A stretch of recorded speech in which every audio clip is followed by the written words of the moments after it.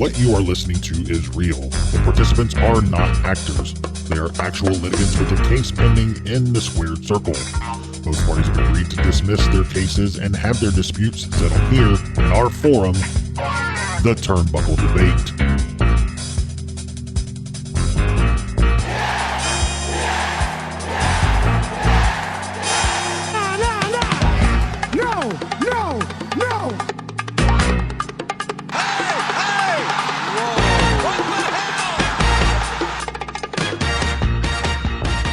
Everyone, welcome back to the Turnbuckle Debate. My name is Sneed. I'm Chad.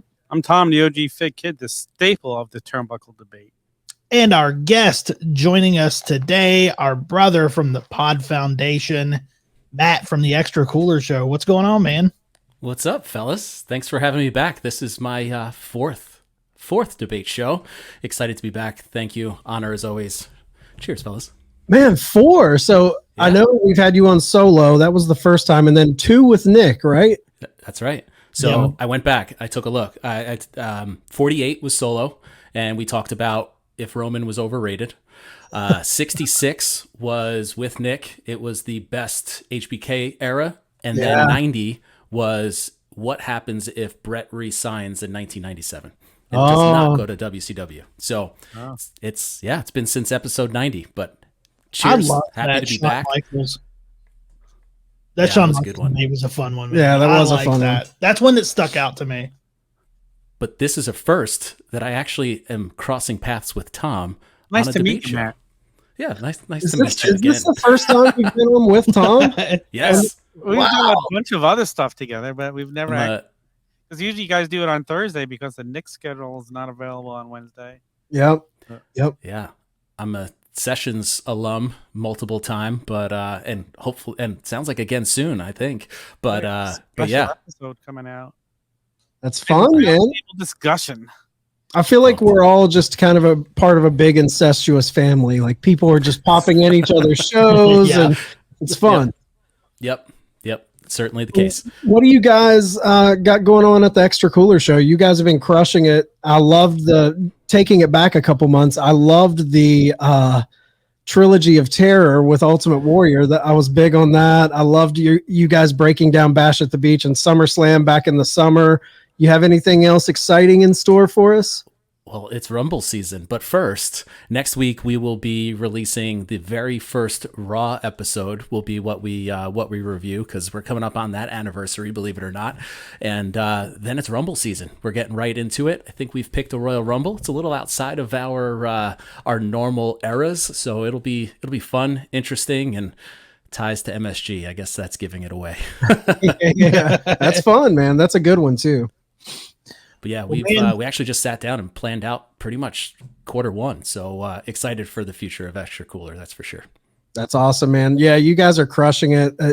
Guys, if you're not following Extra Cooler, the Extra Cooler Show, you need to go on Spotify, Apple, subscribe to those guys. It gives you a nice dose of nostalgia. And also, I'm a big fan of the Extra Cooler or the Extra Credit section where you guys kind of touch on the current day stuff as well. So check it out. Yeah. Oh yeah. Appreciate it. My only complaint is I wish you did more of the extra credit and didn't rush through it. So yeah, during the end of the year, we've certainly kind of hit the fast forward button when we give our top 3 of the week. And it's kind of just been a very much fast forward in a microwave. Let's hit the gas and get on out. But you'll get it. We're recording now a little early, but if you go back in the archives, the last episode, you'll get a nice long form one. So enjoy that one. So, in other words, hang tight, Tommy. I love it, and I love all the shout outs I get on it. He's just a mark for himself. That's exactly what it is. What? Jesus, look at as he shows off his Extra Cooler designed OG sweatshirt. That's it. I should send it to you, Chad. Speaking of Extra Cooler, I've got my Extra Cooler designed sticker on my cup. It's on my laptop on the front. Yeah. All right. Well, 4 times, man, you've been here. You know the rules. I think we have 3 new topics to get to. If you guys are ready, we'll get right into it. Let's do it. All right. First topic of the evening. What wrestler or story angle that dominates time on Dynamite is taking up time that would be better suited for House of Black? This one, I did some research, and it jumped out at the screen at me. It's the Swerve and Keith Lee stuff. I've been over that for so long. I don't, especially what they've gone to now. House of Black, anything they do with House of Black is going to be better than that. Easy answer for me. Let's go. I'm with you on this mogul affiliates bullshit, but man, it was hard for me. That came across my radar, but the only thing that pumped the brakes for me on that was Swerve. Swerve is so good. I love seeing him week to week.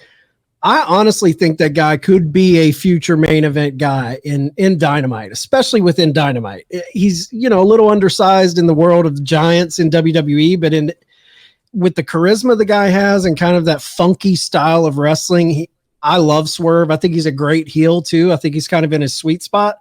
There was two storylines neck and neck for me to pick. And the one I settled on, Jungle Boy, Hook, and the Firm.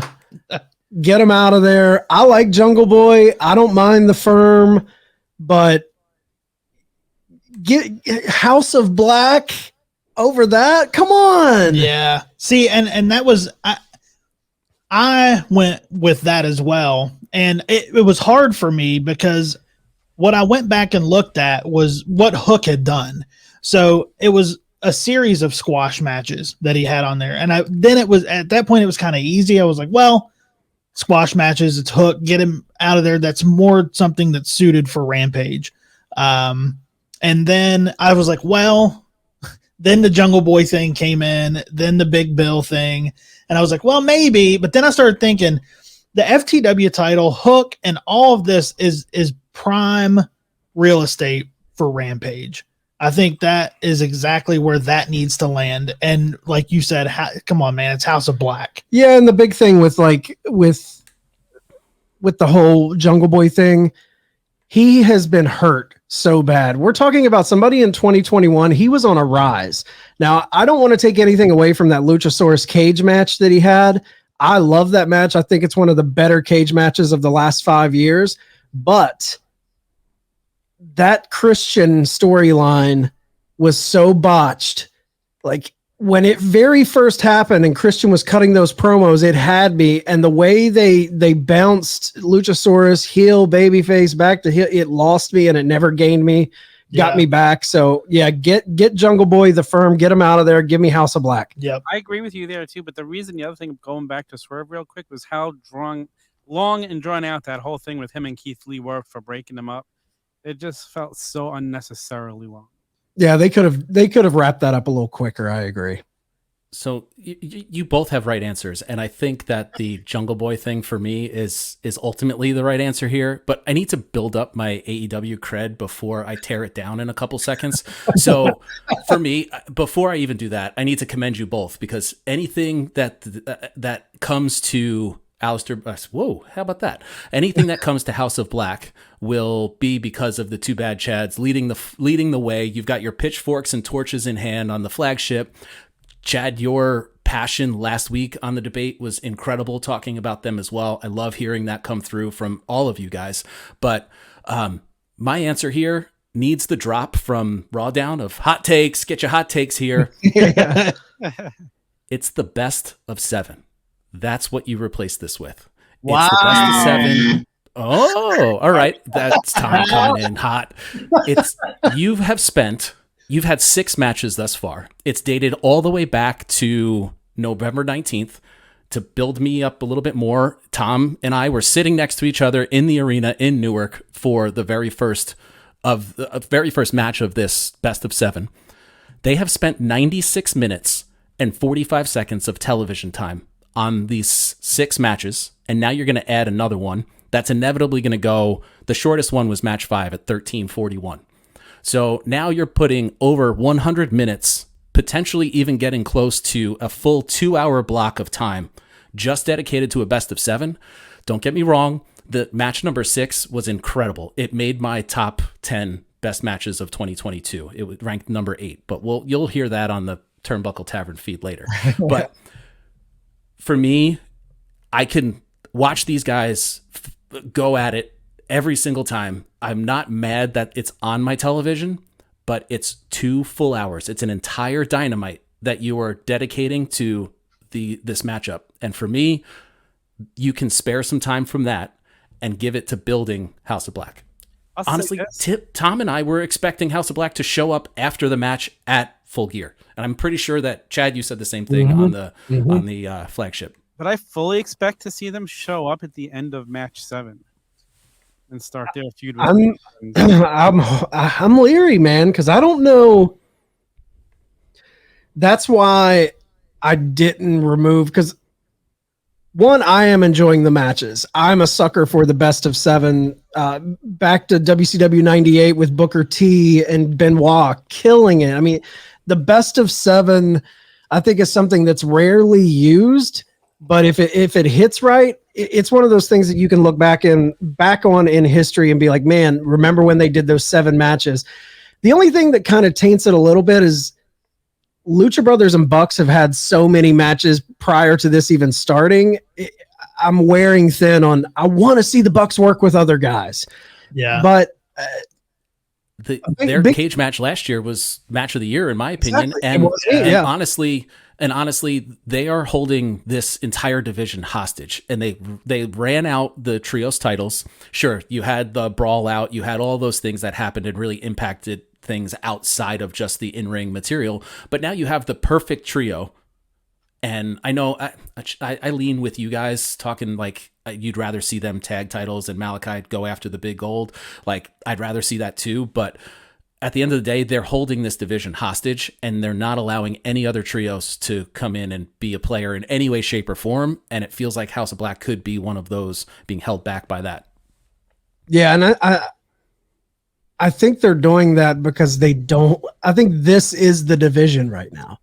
This is the trios division. Yeah. Not to say they don't have trios tag teams. I think they do have a healthy division for it. But this has became what we know of the trios division, is this best of 7. I kind of lean with you a little bit, Matt, because the one downside to this is the thing I love most about pro wrestling, and that's story. And I'm not taking anything away from their in-ring, because I think the Bucks and Omega get a lot of unwarranted heat for not telling stories in the ring. I think they're underrated for telling stories in their matches. I think they're actually pretty fucking good at it, but they're not, we're not getting those promo segments that's the stuff I love. The promo segments, the vignettes, the backstage situations and things like that. So it is just the wrestling. The only reason I wouldn't take that away for House of Black, I do think there's something coming. But again, it's all in the finish for me. Mm-hmm. If the finish of this best of 7 is just a clean win, and then we move on to something new without some thread pulling us into the new story, I'm going to be very let down. But I do think there could be something planned. To totally put my Tom tinfoil hat on, what if Punk comes back? What if he injects himself somehow in this story, somehow in this situation? And I'm not even saying in match 7. I'm just saying if the Bucks and Omega win those titles clean, what if the team to ultimately take it off of them is FTR and CM Punk? I mean, perfect timing. FTR just lost their 3rd title. They are now stripped of all their tag team titles, so it's perfectly setting them up for a trios run. And Punk is not sitting quiet. No. He is totally referencing the fact that his YouTube views on AEW is the highest. His merch sales are the highest. He comments on the whole thing that both parties need to get together and come together. I think he actually wants to come back. I think the Bucks and Omega are the ones I think there's a contingent in the locker room wanting to keep him out too. And I've heard the contingent in the locker room isn't even true, that Jericho has denied saying. Yeah, I don't buy Jericho said that. Seems totally out of character for him. I mean, even today, Punk's Instagram stories today, wherever I go, Larry goes with me and he's packing.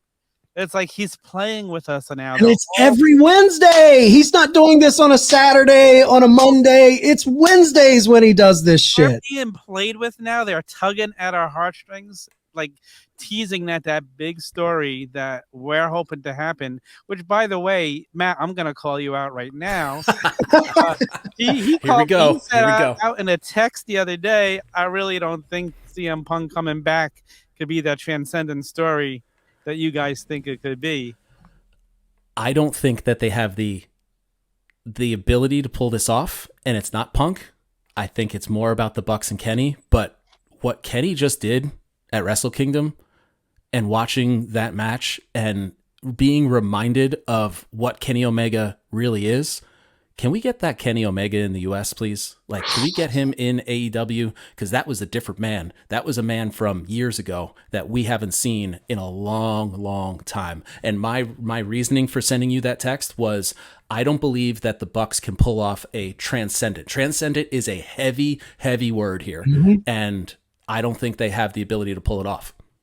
They have to suck it up and allow FTR and Punk to get their shit in. The one thing that makes me skeptical of a feud between Omega and Punk, which would, to me, if it's done right, it could be a transcendent story if all parties involved are fully in on it.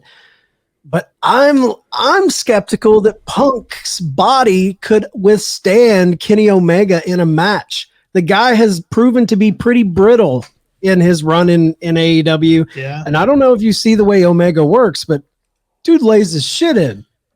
He does, but I'm going to defend Punk a little bit because he got through the dog collar match fine. He got through the match with Paige fine. He hurt himself jumping off the friggin' stage the first time.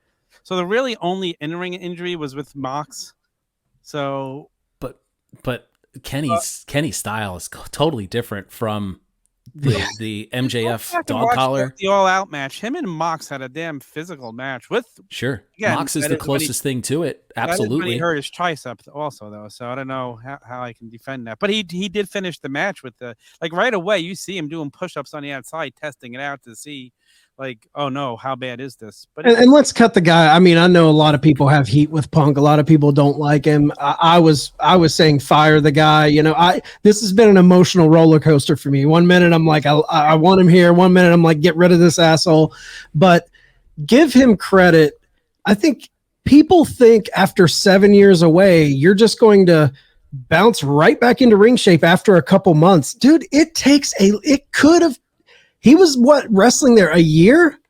Like, it's not like he was fully on this WWE schedule where he's doing 3 and 4 shows a week. He was wrestling once every couple weeks for a year. So I think, you know. And as Dax pointed out on his podcast, he was only signed to a limited number of matches, and Punk pushed the limit on like saying, hey, I want to wrestle more. He started having more and more matches with young guys. So Punk was enjoying it so much. He wanted more. He asked for more. So not to deviate away from the way we deviated from the topic, but back to House of Black, like, okay, we've picked who House of Black should replace on Dynamite. What do you guys think real quick of just what should they do? How important should they be on the show? Do you have any ideas of where you would like to see them just in storyline, other wrestlers they could feud with? What do you guys think? I'll tell you, I would rather see, like you mentioned, I'd rather see Malachi go for the world title or even the TNT title, make it meaningful again. Make him a top guy. I want him in the mix with Moxley, Hangman, Danielson. Think of how much more the faction means if he has the world title and then Brody and Buddy have the tag team titles. Now you're capturing like 2 different titles in that one faction. I think that makes them more dominant. That puts them stronger on the card. So I'd be more for that than see them even going after the trio titles. They need to be viewed as scary. They need to be intimidating. They need to be somebody that shows up and everybody cowers in fear. And sure, the lights go out, they show up, everybody attacks them, they usually end up on top. That's all well and good, but look at who they're doing it to. Another one that could be the answer to this original question is Jeff Jarrett and Sanjay and Jay Lethal. They were there. They were on my list too. But really, they need to be built strong. And I don't mean that in just come in, lights out, lights on, go off, and be done. They need to take somebody out, and it needs to be somebody big and important, and that makes it feel like, oh shit, they're here and they're really here. Because right now they're just running in a hamster wheel, doing the same thing for the entire time that they've been together. It's the perfect time for that Mox vacation. You lay him out, you set up that feud for down the road when he comes back.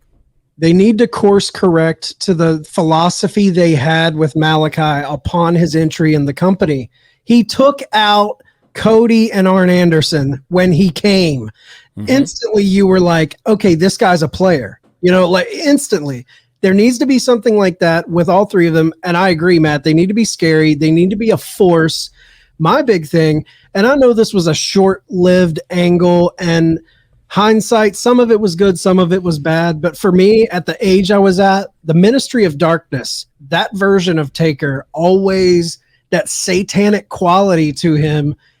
He was scary as fuck, man. Like there was something about that when crucifying Stephanie and all that goofy shit. But at the time, I was bought in. You need to feel that this guy could cause damage to anyone he chooses to cause damage to. Like whoever he picks to go after is going to be in danger. And exactly, I would love to see Malachi go after Hangman, and just to enter into the top tier feud, like fuck with Hangman. And I want the head games. I want the backstage stuff. It doesn't have to just be matches. Well, that's what I was going to say is I want them to eliminate Rampage commercials and make the backstage segments mind games with House of Black and whoever they're having a program. Tell stories, man. Yeah.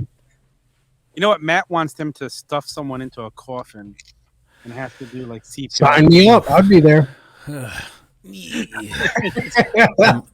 Everyone's favorite part of the trilogy of the Warrior Trilogy of Terror that we did on the Extra Cooler Show is how uncomfortable I was because I lived in my 8-year-old self again, or whatever it was, all the way back those years.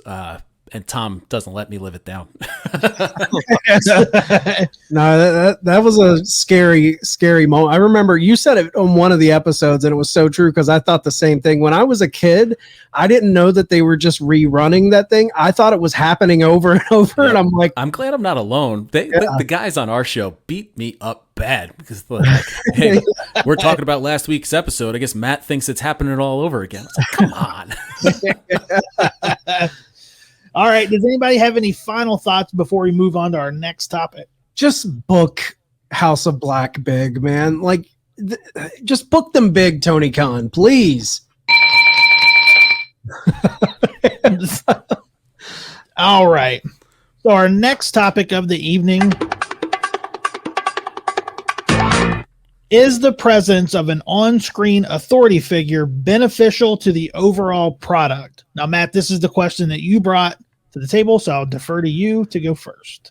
So I'm trudging through Monday Night Raw and starting to think about this. I see Pierce on my screen here, and I feel like I'm going to steal some words from Seth from the Chick Foley show, but kayfabe only, brother. Like, you've got to have something on your television screen that is going to be able to dictate and be able to make decisions for the inevitable, I'm challenging you right now. Like, that's great. Or I'll see you next week. Like, all of those things that just happen, and then the inmates running the asylum, right? So for me, in this kayfabe only world, I feel like it's so beneficial to have an authority figure in some capacity, and you guys did a great job of putting all of the authority figures on the screen here as we're talking. And I will not say playa any more than I just did. I think I'm kind of with you. Like, I think it's a good tool to have. It's something good to lean on. I definitely think WWE kind of leaned on it too much for a while, and it got really, really over, especially with the authority, like Stephanie and Triple H. It became so just watered down. And I think it's all kind of, there were authority figures prior to this, but I think Vince McMahon really made the role, obviously. Totally. Like, he set the template for what it is. Typically an authority figure, not always, but a lot of times they're a heel. They're putting the wrestlers in situations they don't want to be in, unless you're Teddy Long and you're just throwing people to Undertaker in handicap matches or whatever. But I do think it becomes a crutch, though. I think it's easy. It gives you an element to get out of certain situations, but at the same time, I feel like I kind of like the way AEW does it, where Tony Khan isn't an on-screen character, but we as fans know that he is the guy, he is the authority in the back, but we don't have to take up time, because they'll do the thing where Tony's just made this match, but he's not coming out and tonight we're going to put you guys in a triple threat match. That gets old and played out for me. But I do think you do need some sort of like person where it's not the inmates running the asylum. There's a delicate balance. Absolutely. And you being the cinephile, right? So Tony's the Wizard of Oz. Like, you only see him every once in a while, but he's still this all-knowing being that is, pulling the puppet strings, but also with every AEW fan that's so immensely plugged in. Like, I almost brought us down an even further tangent on the last conversation of talking about Tony Khan, and I didn't want to go there and bring us further down the path on where we were, but like this magical being that's back there, I feel like only hinders what we're watching, because it feels like the inmates are running the asylum. It feels like the EVPs are just off and going and doing what they want. And there is a delicate balance, because you're right. The authority gets played out. Even seeing Sonya Deville on the art here, like, that was awful.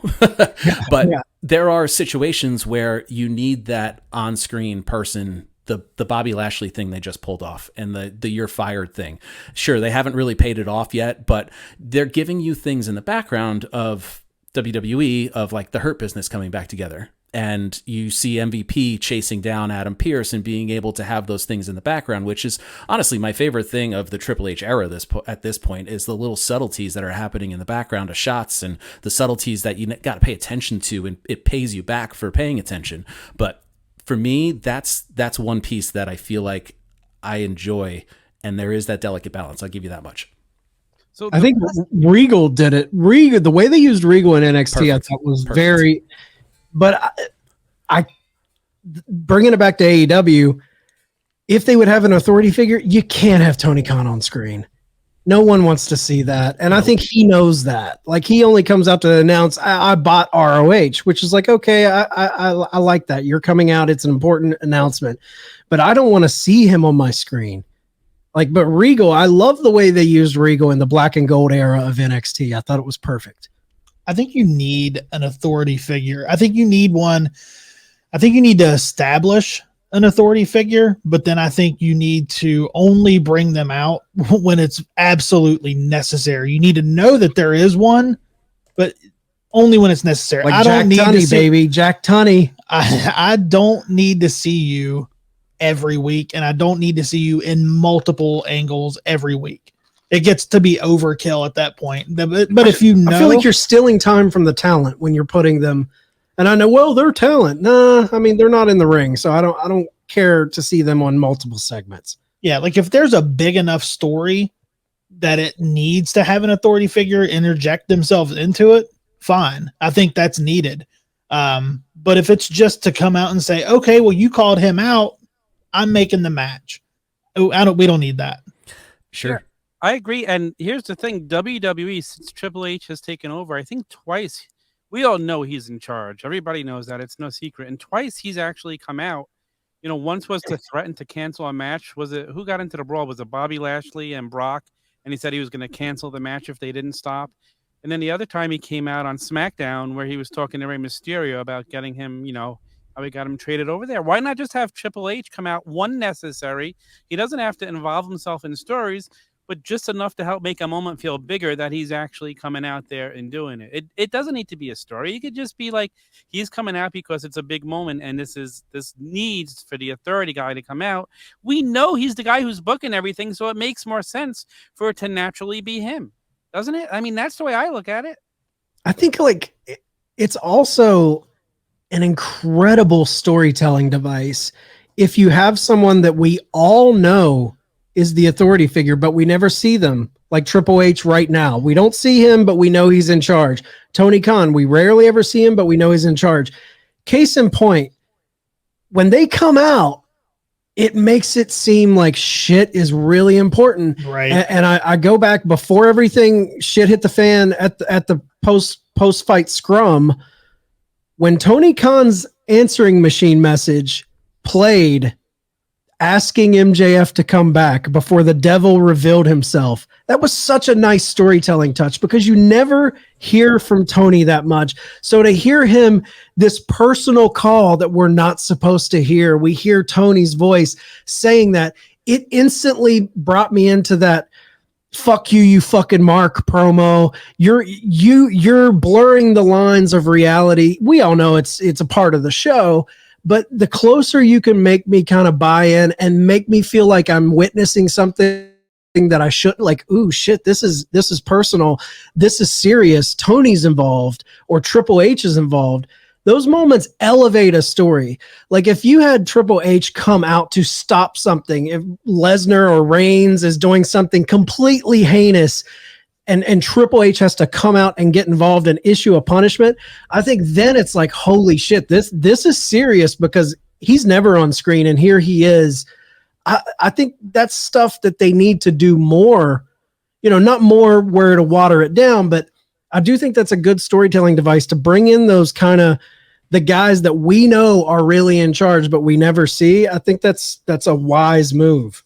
You go back to one of my favorite moments in Royal Rumble history too, when McMahon came out at the end of the Rumble when it was all messed up, and he's not even supposed to be coming out there. He blows out both quads. Best moments ever. But like, yeah, something special like that. We all know Adam Pearce is just a character.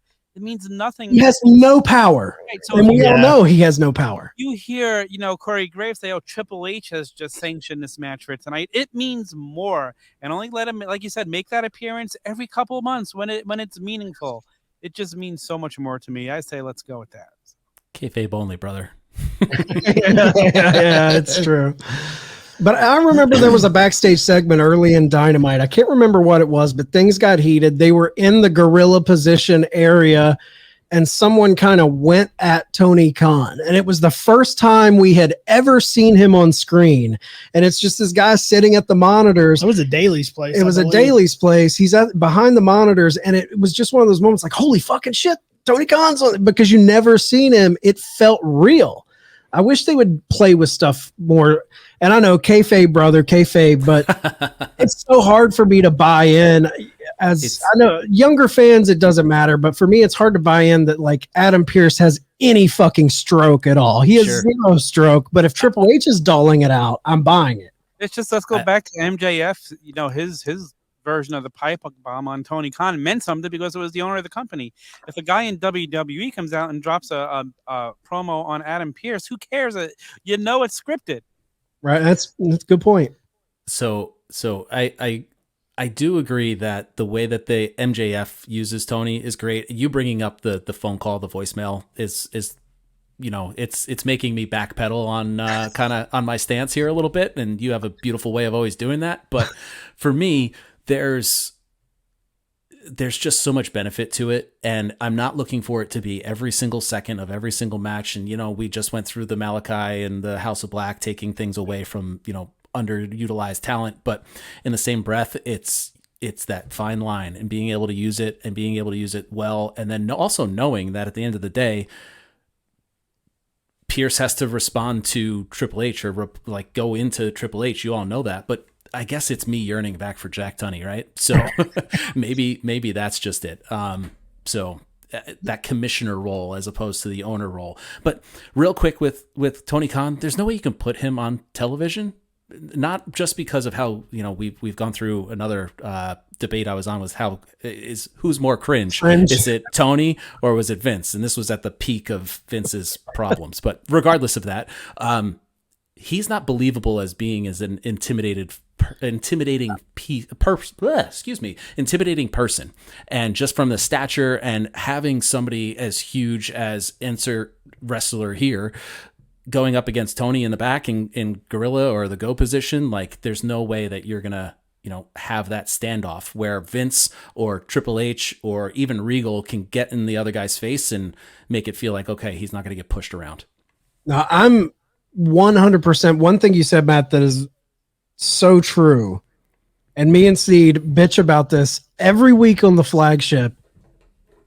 And an authority figure does take this out of the equation, is the person in the back in front of the monitor cutting a promo with whoever, Renee, Alex Marvez, whoever. Wrestler steps into the frame. I want you on Rampage. The whole Rampage commercial we talked to, that's what it is. Someone stepping into frame. There's no heat. They book themselves a match for Rampage or the next week of Dynamite. That gets so old. My only solution where you wouldn't need an authority figure to book the match and you wouldn't have to have two wrestlers like getting into that very false back and forth to book a match would, we always say, shoot fucking angles, man. I don't need to see some talk. Just have someone jump somebody in the back and we'll figure out why they did it next week. Get book matches that way. Have more angles shot in the back. Have more angles in the ring. Go to the locker room. I remember in the Attitude Era, they were always jumping somebody in the locker room. More stuff like that to build matches instead of just like, I'm cutting a little 15-second promo. Guy steps in, says, hey, I want you on Rampage. That shit gets so old quick to me. Yeah, there's nothing I dislike more than having somebody step in and say, I want you on Rampage. It's like, oh, God, how many times can you do this? Which has been the Orange Cassidy formula pretty much for the All-Atlantic Championship. I almost think they're using Orange Cassidy as an inside joke on that critique. It seems like it. Like it's almost like they're inside shtick, baseball with that. Yep. You want a match? All right. Yeah. All right. Anybody have any final thoughts? We'll move on to the final topic. All right. So let's go. We'll move on to the final topic of the evening. Is Alexa Bliss going back to a Bray Wyatt storyline good long-term storytelling? Man, I thought long and hard about this one because I'm a huge Bliss fan. And I'm beginning to think this could be good long-term story because I think this could be them actually separating her from him in the end and becoming her own person again. And for a while it'll be worked in, but in the end it's her. I'm strong enough to get away from this. And she becomes a badass on her own again, and she becomes that singles competitor that we knew and loved. How witty she was when she was a bad girl when she first started on the mic. She was awesome on the mic when she first started. She had that great wit that she's lost over the last 3-4 years. Like, let's get her back to that. And if this could bring us to that, whatever this story is, I'm all for it. If it's just getting her involved in him and she becomes that same character that she was, I don't want to see it. I don't think it's interesting. And I was kind of intrigued by what happened on Raw this week, so I'm kind of curious as to see where it went because she kind of felt like she was saying to me, hey, I'm strong enough. You're not taking me over, like she was fighting it. For me, this is in my notes because I'm a note taker. Sorry, peek behind a curtain. I wrote that this is absolutely good for the long term. But just hearing Tom say what you did, I'm backpedaling on it. And the reason being is that this isn't long-term storytelling. This is them making it into what seems to be long-term storytelling. And it's them backpedaling and going, oh shit, we need to fix Alexa Bliss. And here's how we can do it. I love that the involvement of the Bray Wyatt side. I love that the teasing. I think it's beneficial for both parties at this point in time, but I don't want to hide. I don't want to get away from the question of is this good long-term storytelling? The answer is no, that this is scrambling, but at the end of the day, they're doing it extremely well. And the fact that it's making me care again of Bray Wyatt, which we've all admit has gotten extremely stale at times. It's helping him.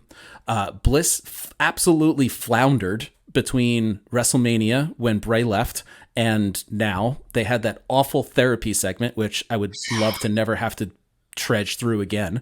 But it's making Bliss insanely exciting, in my personal opinion.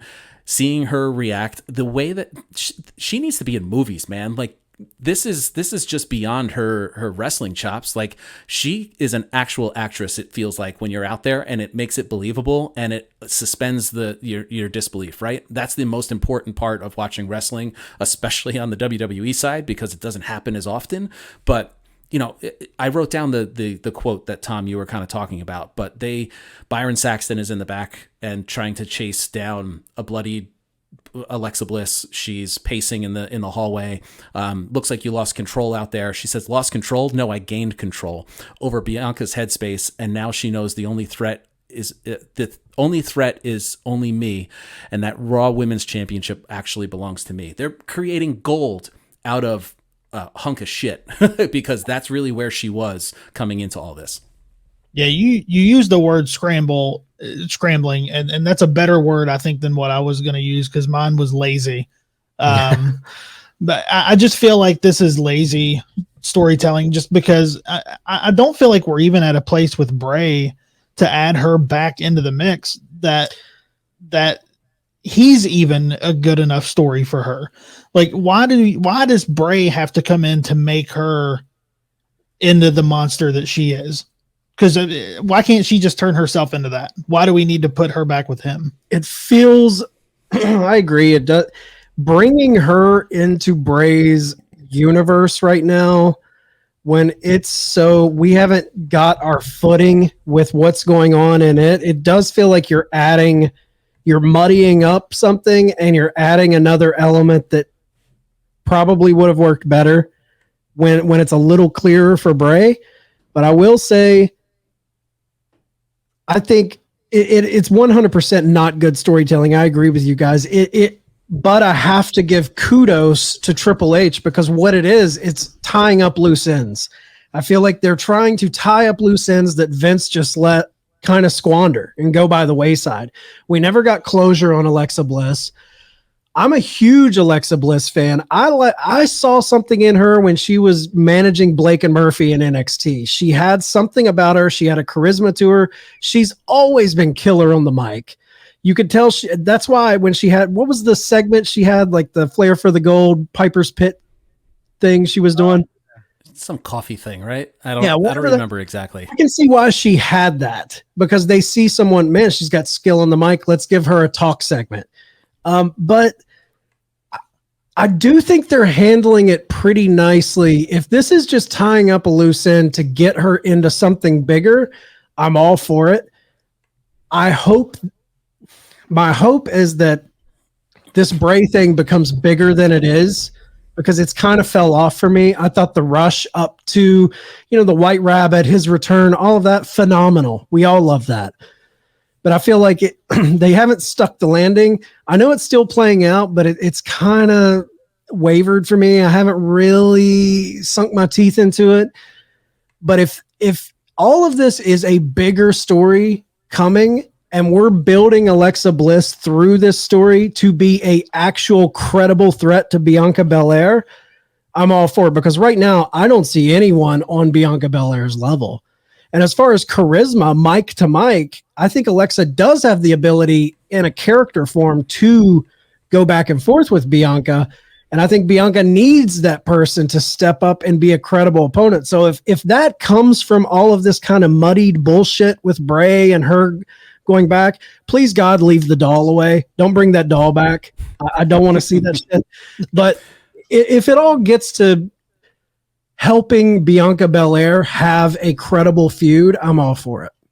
Yeah, it's exactly. You said it. You put what I was thinking into better words. If it's to get her stronger and to end what was done before, then yes, then I think it's worth it. But if it's just leading to her being fully back involved with him, I don't want to see it at all. Then I think it's just a waste of time. So. I can't admit to it being a waste of time, but I think that Triple H is again paying us back. I said it earlier. They're enabling us to actually remember the past and what happened, and they're paying you back for paying attention for as long as some of us assholes have. But on the other side, like, I think part of the beauty of this Bray thing, and sure, it's plateaued. It absolutely has. I mean, I was on Sessions, 2 weeks ago now, Tom, and we talked about it, and I can blow up one of your text messages if you want, because I hate to say it, but they got me back with Bray. LOL. That's what it said. So Tom, you're back on it. But for me, the most interesting part of all of this is we don't know where the end game is. When was the last time that there was a big storyline that didn't feel telegraphed? And there wasn't us just waiting for the swerve because it looked like we are absolutely going to end up in point A and they're just going to take a right turn and end up at B. We're all sitting here as armchair quarterbacks, and we're all sitting here and going, this could go to A, could go to B, could go to C, could go to D, or it could be completely at Z, which is completely behind us, and we have no idea it's going to hit us in the back of the head. And it feels like this is a path to Z where we're going to get knocked on our ass because it's going to be that good. And maybe I'm putting too much faith into WWE and too much faith into Trips and too much faith into what I really view as some of the best storytellers there is in Bray Wyatt and, going back to the NXT Freddy Krueger cosplay Alexa Bliss is when she grabbed me too. Like that for me, she has the chops to hang with those people. And this Uncle Howdy thing, who knows where this comes from, but like, amen, man. Leave the doll behind, but I'm fully on board. I'm fully reinvigorated with where this could go. And it's because they're bringing the Alexa Bliss thing on it. It's giving the story more exposure.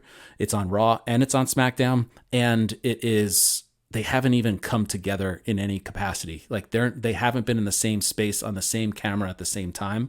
And I'm here for it. I'm here for where it's going to end. And I'm just in a true Mike Belcaster way. I'm just here for the ride. And most importantly, they have us talking about it. Like it's getting us talking, whether it's good or bad, we're talking.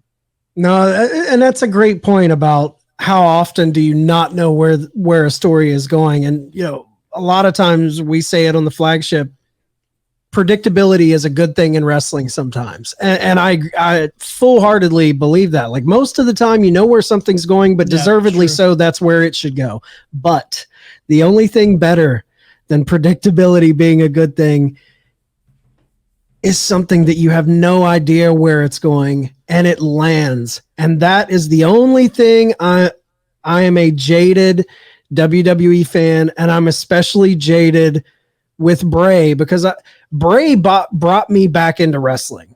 Like I had a buddy in New York. We worked with at Tower Records in New York City. Rest in peace, Michael Bean. He messaged me and was like, hey man, there's this hillbilly dude on Raw. You might want to check him out. Looks like your cup of tea. I tune in. I had been away for maybe a couple years. Tune in. I'm like, Bray brings me back in. Always been a big Bray fan. But a lot of times the journey with Bray is so much better than the payoff. The payoff always comes up short for me. That's why I worry about not knowing where this is going. I do have hesitation. But man, if they land it, if they have Alexa Bliss tie in a special way, if they have Uncle Howdy play this part that we don't even see coming, I know Bo Dallas is probably going to play a part, even if he's not Uncle Howdy. Something's going to wrap up with him and Bray. Maybe they bring Randy Orton back because he had that tie and the house fire. And if they somehow manage to tell this huge interwoven story that's been slowly laid out over years, I'll bow down. Thank you, Trips. Thank you, Papa H. But I'm just skeptical. There's one last thing in here. They brought in that long-term storyteller or whatever that line or that job role is, Rob Fief, who lived in the Marvel world for a while. Like I am keenly interested because us being plugged in and understanding kind of backstage stuff and what's happening in that side of the world, knowing that they're putting that much effort into and money, if you really think about it, they're paying this dude's salary to come in and just look at long-term storytelling. It's picking up pieces and putting them back together again and presenting it in a proper way. And Trips has a lot of work to do with that in a lot of instances, but this is just, this is a great point of how they're trying to pick up pieces and push on forward. All right. Does anybody have any final thoughts before we wrap the it? only thing, the only final thought on this topic I'll say is one little wild card that was way played out, but as this goes along, a fun wild card that will always kind of be in the mix with Bray for the rest of his career is The Fiend. The Fiend could, if they found a way to bring him back for one night only or in a special storytelling, it's fun to have that wild card, that joker in your back pocket. I wasn't big on the Fiend in the end, but in the beginning I was. But just to have that character arsenal with Bray to pull these things out, if they work correctly, is very fun. And it lends itself to what Matt said about not knowing where this could go. There's a lot of possibilities. Bray could take this a lot of different directions, and that's exciting. It is. All right. Well, Matt, it's been great having you back on. Let everybody know where they can find you. Hey, so guys, thank you again. Honored to be the fourth time to come on to the debate show.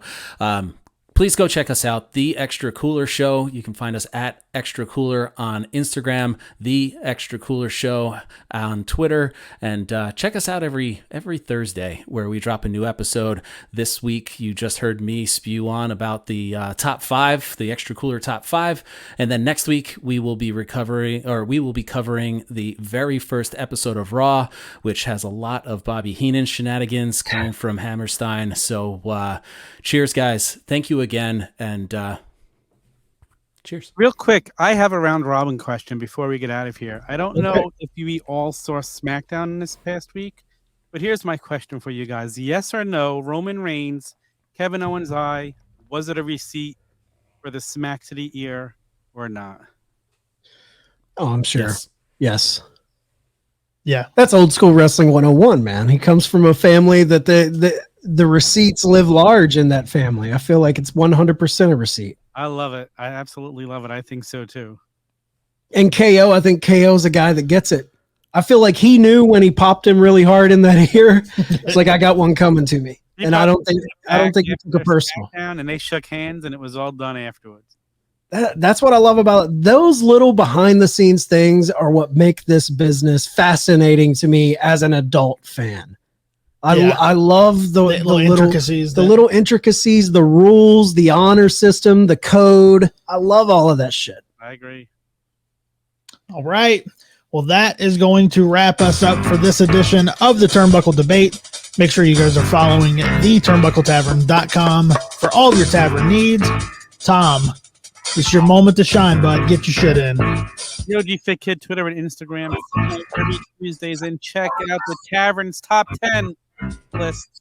Well, it would have aired last night, Sunday night, when you're listening to this. You can find it. All right. Court is dismissed.